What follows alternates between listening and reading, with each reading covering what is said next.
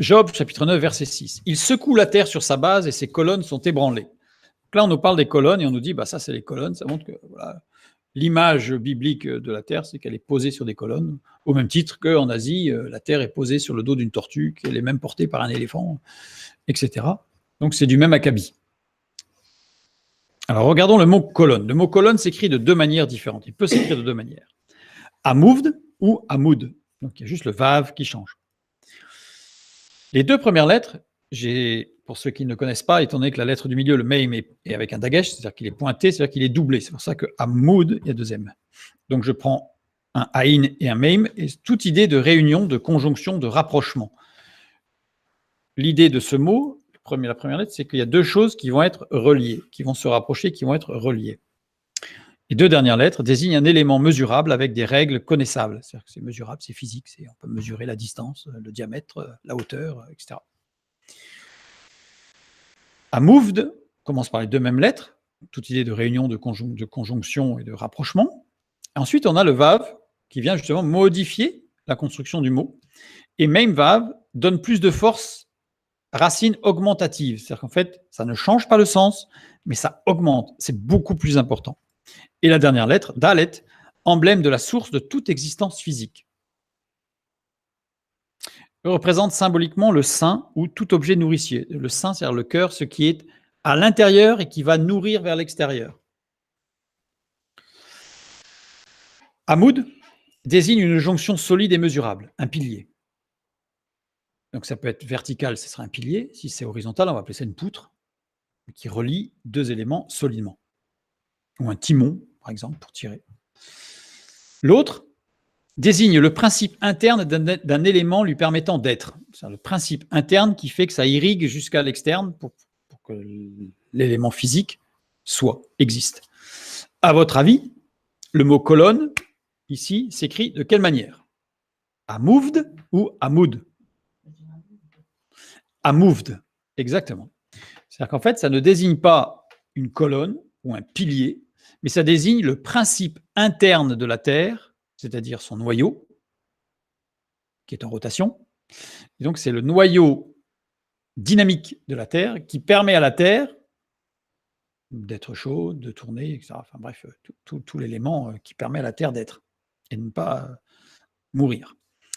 Donc maintenant, on va regarder le verbe, puisqu'on a compris que ça concerne le centre, le cœur même de la Terre, ce mot, et moved. On va voir sont ébranlés, palat. Palat, c'est un apax. Apax, ça veut dire qu'il est utilisé une seule fois et que là. Donc pour connaître son sens précis, ça va être plus difficile.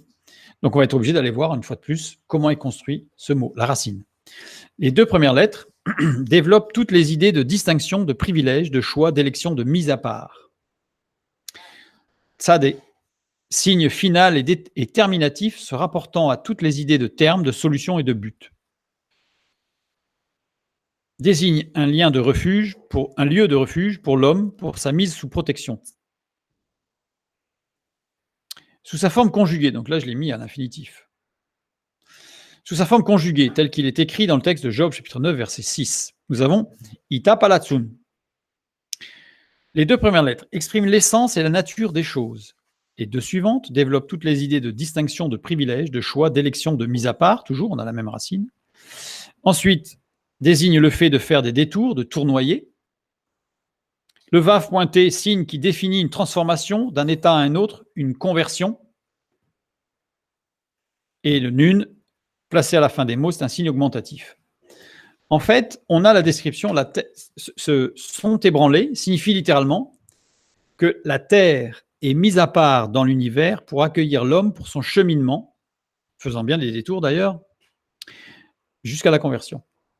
En fait, Job, chapitre 9, verset 6, nous définit la terre comme étant un élément que Dieu a créé, pas au hasard, c'est un élément d'accueil, c'est une terre d'accueil, la terre, une terre d'accueil, pour l'homme, pour son cheminement jusqu'à son salut.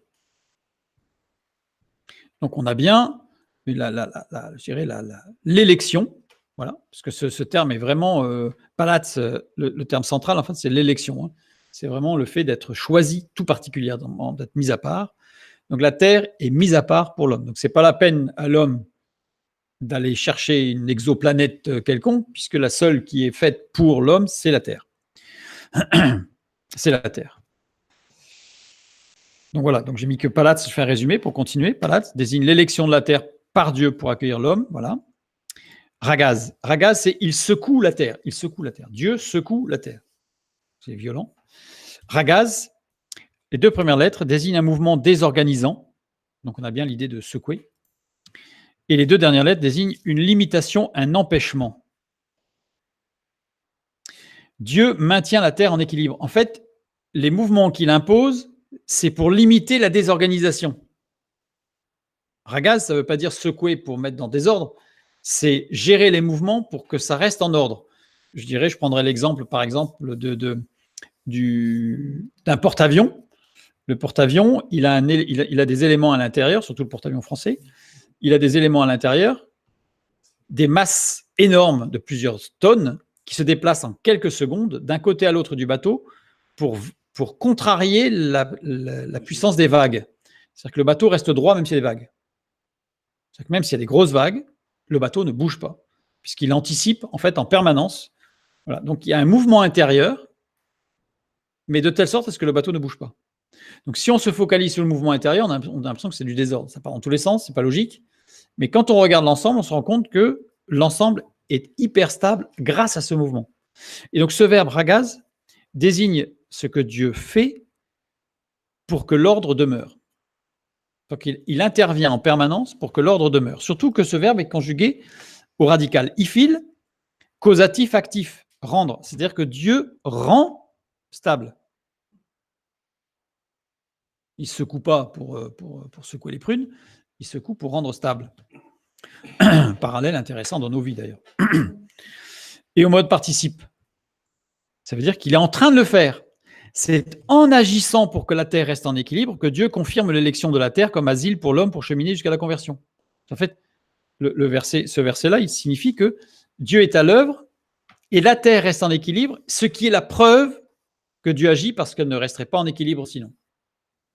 Alors ça, on l'a vu d'un point de vue moral, bien entendu, mais on l'a vu aussi au niveau physique, quand on a étudié le déluge avec les équilibres, la lune, qui a été créée dans Genèse, non pas pour marquer les jours et les nuits ou les saisons telles que c'est traduit, mais littéralement pour garder l'équilibre. Et on sait aujourd'hui que si la lune n'était pas là, la Terre ne serait plus en équilibre et elle aurait explosé depuis bien longtemps. Donc ce texte ne parle absolument pas de colonne physique, d'ailleurs c'est pas Hamoud, c'est Hamouvd, mais il parle de l'intérieur même. Donc Dieu agit au cœur même de la Terre pour garder les équilibres. C'est ce qu'on voit un petit peu en sismologie. En sismologie, on voit qu'il y a des mouvements internes, on ne comprend pas évidemment, mais on ne les comprend pas. Et alors, la Bible nous dit que ces mouvements internes, tectoniques profonds, sont gérés par Dieu pour que la Terre reste en équilibre. Donc voilà ici. Et alors, ce qui est intéressant, c'est que ce verset 6 de Job, chapitre 9, c'est en agissant pour que la Terre reste en équilibre que Dieu confirme l'élection de la Terre.